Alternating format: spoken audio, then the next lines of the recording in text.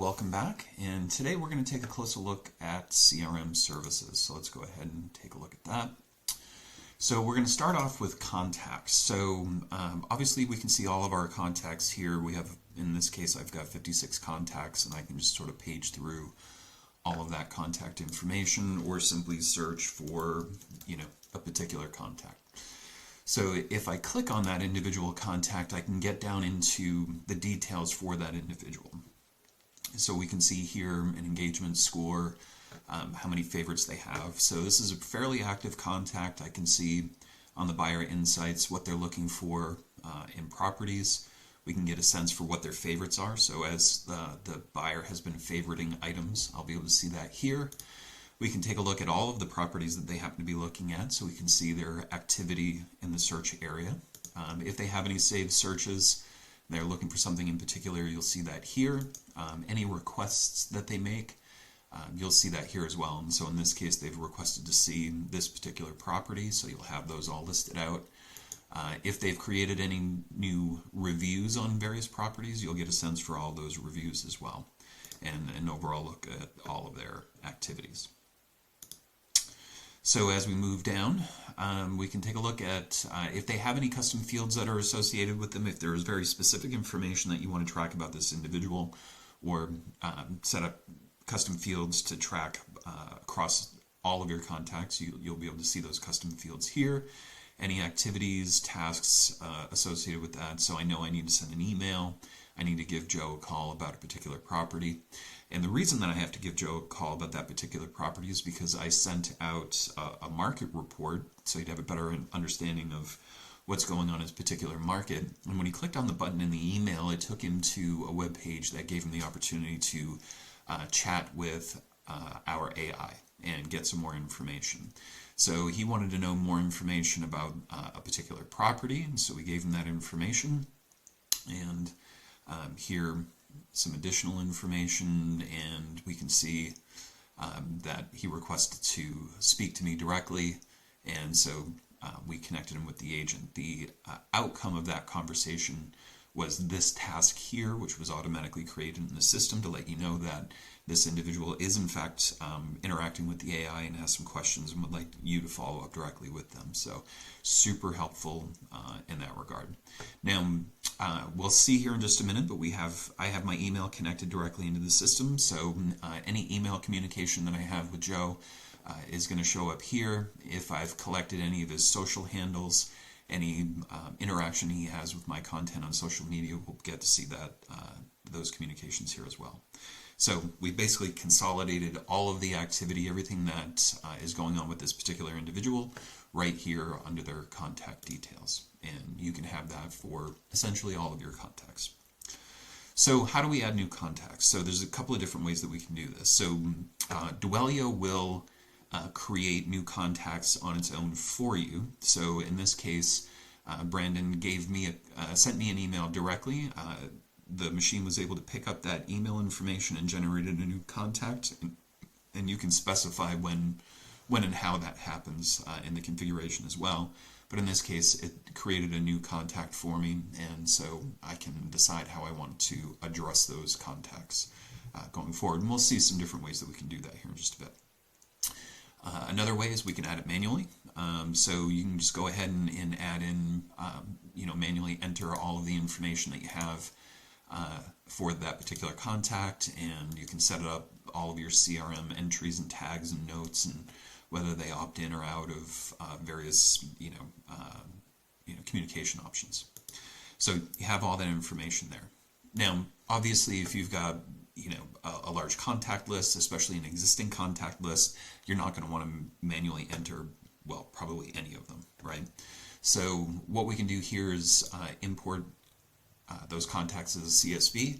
So depending on what CRM system you happen to be using today, whether it's Salesforce, HubSpot, or Follow Up Boss, you can export your contact list into a CSV file and then simply load it here. So you can drag it in or navigate to that particular contact list. And I'm going to go find the contact list I set up here.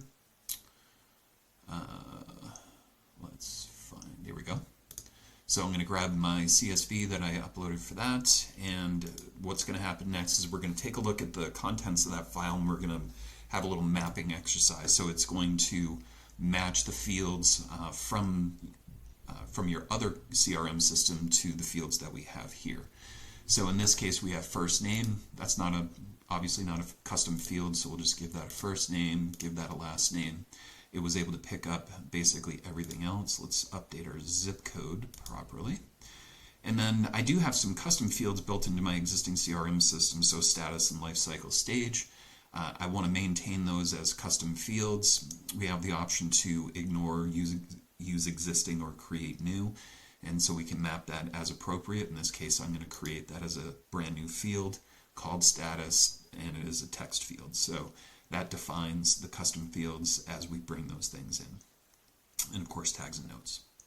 So from there, once we've gone ahead and mapped things over, we need to decide how we want to deal with duplicates, because you may already have some contacts in the system. So if you do, you can either merge, you can skip the duplicates, you can merge them with existing. So if you're uploading information and there's the new data set that you're uploading actually has additional information that doesn't currently exist in Dwellyo, you can merge those files together, and so you get the updates along with the existing contacts, or you could just straight up create new contacts. Now, this will probably create lots of duplicates in the system, so that's, less advantageous.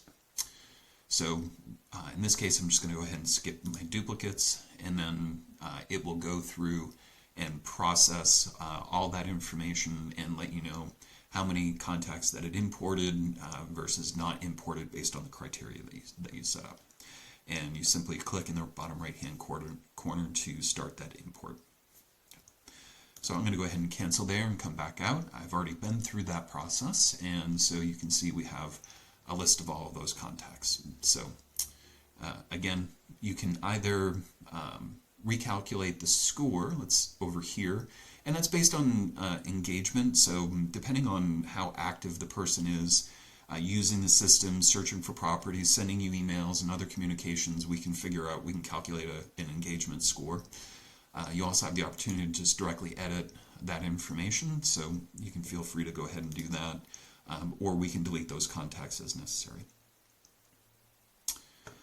So, as I mentioned, we do create new contacts based on email, and the way we do that is connecting our system connecting our email address to the system. And so we can kind of mirror that over here. It's a very similar functionality that you see in most contact systems or most CRM systems. And so it's a basic email editor, so you can compose new emails as necessary.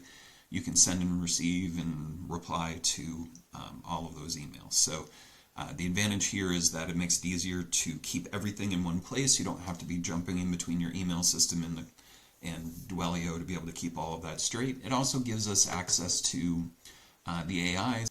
So you're out on the road and you want to tell the AI to do something for you. Like, let's say, send an email to a specific person with specific content, attach certain documents and those sorts of things. We'll have access to your email system so that we can actually do that for you. So you can let the AI do the work for you and reduce some of the administrative burden. And that's a big theme with Dwellyo, and you'll see that as we move through. So we can connect up your email if you choose to do that. Now, of course, we do have deal pipelines, and you can set up your deal pipeline however that you want to. If you are the head of a particular group or team, then you will see all of the deal pipelines for all of your team members. If you're an individual contributor, then you'll see just your own deal pipeline. And so you can progress all of the different deals that you're working on and keep track of all of your wins and unfortunately losses, and you'll be able to have all that information here. And as the group lead or team lead, you'll have access to all of that information, and you'll see all of those statistics summarized here as well. So you'll get great analytics about how things are progressing. And it's easy enough just to simply go into a particular deal, and you can see the deal information, and then we can progress that through the pipeline as necessary. Now again, when you're out on the road and you're meeting with folks, sometimes you want to interact with the CRM system and progress deals or add information or take steps that will affect your overall pipeline, and you can do all that through the iOS or the iPhone app and using the AI assistant to be able to take care of that stuff for you. Again, the Dwellyo assistant is right there for you to do the work that would normally take you time in the office to kind of catch up on all that administrative stuff. You can do that on the go simply by telling the AI what to do. Now, we do have those tasks. You can create whatever tasks are necessary. Again, interacting through the AI, you can tell it to create a task for a specific thing. Here we can see this is the task that was created for us based on how this buyer interacted with the AI that we're going to take a look at here in just a second. And so you'll see all those tasks set up here for you, and you can filter through them and make sure everything gets through. And of course you can edit those tasks and prioritize them, set the dates, reassign them. Again, if you're a team lead and you want to reassign a specific task to a specific person, you'll have the opportunity to do that, set the status, and so on and so forth. So again, full control over those tasks. Next, we're going to take a look at smart lists. This is a great way to segment your contact list. And so here it's super simple. We can simply name this particular smart list, give it a description, add a bunch of filters. And so you have the opportunity to create multiple filters on your list of contacts to segment them in whatever way that you want to. And then we'll use those smart lists later on to drive drip campaigns, market reports, and so on and so forth. So, as well as social media campaigns. And so this is a great way to get your contact list nice and organized. And as new contacts are added to the list, they'll automatically be members of the appropriate smart list. And so if you set up a welcome package, let's say, for any new contacts as a smart list, you'll be able to pick up every new contact that hits your CRM and automatically send out the appropriate email or newsletter or whatever communication step that you want to take at that point. So drip campaigns down here. So here I've got one set up for a market update, and to create a drip campaign, we're just going to come in here and name it first. Welcome package. So I'm going to choose my smart list. I've only got the one, but again, you're going to segment your list in a number of different ways. And we'll just give it a quick new leads, quick description, and we can automatically enroll new folks there as well. Now, many agents use different emails for different purposes, so we can make sure that we get your name and email address correct that you want to use for the purposes of drip campaigns. So, and which could be very different than, let's say, your typical office address. So we'll set that up in there, and here we're going to populate that as like that. All right. So now we're going to go ahead and create steps. So you can have multiple steps in this drip campaign process, and so you can send out an initial email, you can have follow-up emails, you can send different different kinds of content. So here we can create messages, create tasks, update contacts, we can wait on things. So whatever step is appropriate in the workflow that you want to create. In this case, we're just going to go ahead and send a message with no delay. We're going to send that via email. We could also send it SMS. We'll set up the subject line. Group here. Now, in terms of, and these are all the personalization variables that you have. So contact's name, first name, last name, full name, email, so on and so forth. And we'll see where those show up here in the communication here in just a minute. Now, I don't want to bother creating all of the code necessarily to create exactly the kind of output that I'm looking for in my email. So I'm just going to tell the AI to do it for me. So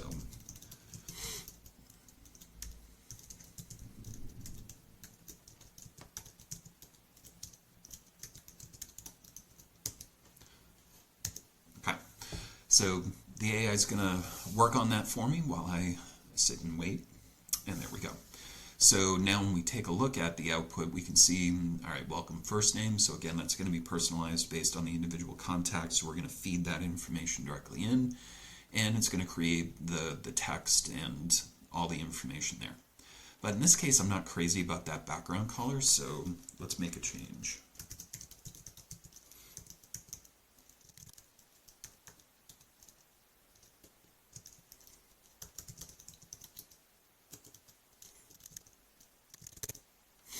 Okay.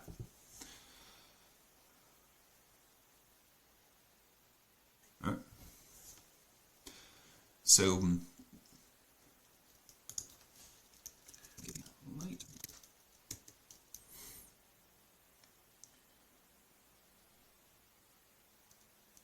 There we go. Perfect.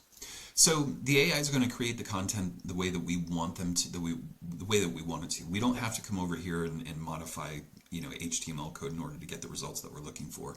We simply tell the AI what we want, and it does it for us. And so if I want to insert pictures, or if I want different text, if I want different sections within that, I just simply tell it what I want it to do, hit apply, and the AI will go ahead and write that for me, and I can take a look at the outcome here as well. So we've gone ahead and created the welcome email. Now we can go ahead and schedule that, and so you can set the schedule for whatever variation of schedule that you'd like it to have. And then last step, we're just going to go ahead and review the overall contents of what we've just created. And if we're happy with that, we can either we can save and activate it, or if we want to modify it later, or if we want to continue to work on it, we can just simply save it as a draft. Okay. So I'm going to go ahead and cancel that. So that's how we set up drip campaigns. So it's pretty straightforward. You can go ahead and just configure it exactly the way you want to, and you can have lots of different campaigns based on the various smart lists and the way that you want to segment your population.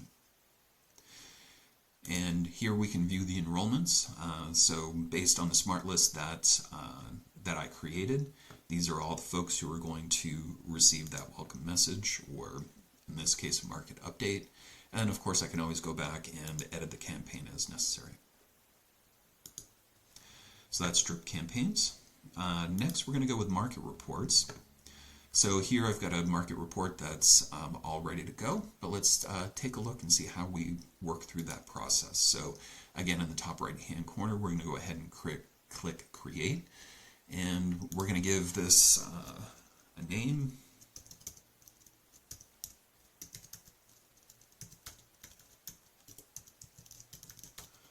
So for a particular neighborhood, again, I'm going to pick the appropriate smart list based on that. I'm going to use zip code, and so 30 days. So every once a month, we're going to send that out. We're going to use a max of 5 sold properties and 5 active properties. And here, build this for zip code 28269. So that will include Highland Creek. And then any call to action text that you want to insert into that market report, you can certainly do that here as well. Okay. So I'm going to go ahead and hit cancel here since we already have one. Now, once I've created, if I want to run it right away, I just go ahead and hit send now. It'll pick up all the members of the smart list that are associated with that and distribute that market report. Of course, I can go ahead and edit that and pause it. So if this is no longer relevant, I just want to, temporarily turn that off, I can certainly do that. Now, what do your folks see? Well, this is one variation of that market report, and so I sent that off to my particular user, and so they can come down here. You can see it addresses the buyer specifically, hi Joe, and it's letting you know about new properties in that zip code that I specified. And so we get a nice market snapshot, trending median sale price trends, average days on market, list versus price, monthly activity, and some homes that they can take a look at. And at the bottom here, we have our call to action. Now this can be whatever you want it to be, but in this case, we're going to go ahead and click on that here. Now it does sort of recreate the same content, but in addition to that, it also gives the user or the buyer the opportunity to ask the AI very specific questions. And so whatever questions they happen to have, they can simply type in here. So I see these are sold properties, but let's take a look at some of the actives. So if I want, here we go, if I want a little more information about this particular property, I can just copy that.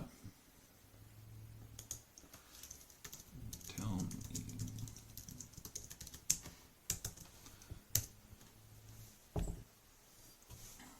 So the AI is going to give it some thought, and it's going to give you your users some good information about that. And of course, at the end, I can also connect you with your agent if you'd like to schedule a showing or more details. Yes, connect me for a showing.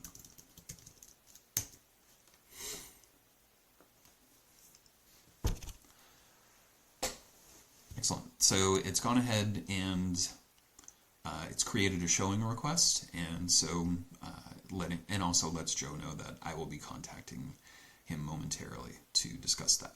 So again, it's delivering really high quality information about different properties and answering various questions that your users actually have, doing it right here for them, and without any intervention from you. We can go back and take a look at the activities and the tasks associated with that individual. So let's take a look at our tasks. Here we go. Schedule a showing for that particular property. So again, the AI is working for you. It's trying to help facilitate that interaction and create a connection with your individual buyers, and then whatever your buyers want to do, the AI is going to take care of that for you. It's going to create those tasks, let you know that those tasks are available for you, and so that way you don't miss a beat. You're right on top of it. So even if your buyer is looking at their email at 2 in the morning and you're sound asleep at home, the AI is still working for you during that time, and it's going to be creating tasks and contacts and doing the things that you need done at that time. So finally, the last field that we have here in CRM services is custom fields. And of course, your agency or your group may have very specific information that you want to track about your particular market. And so you have the opportunity to create custom fields, and these fields will attach themselves to all of your contacts. And so it'll give you the opportunity to, track that custom bit of information. And it's simply a matter of filling out the labels and the text type and description, placeholders, default values, all of those sorts of things. And so very, very easy to create customizable fields to track information that is really only relevant to your team and your market. So that is CRM services. I hope that was helpful to learn more about that. And as always, I hope Dwellyo helps make your job that much easier. All right, thanks everybody.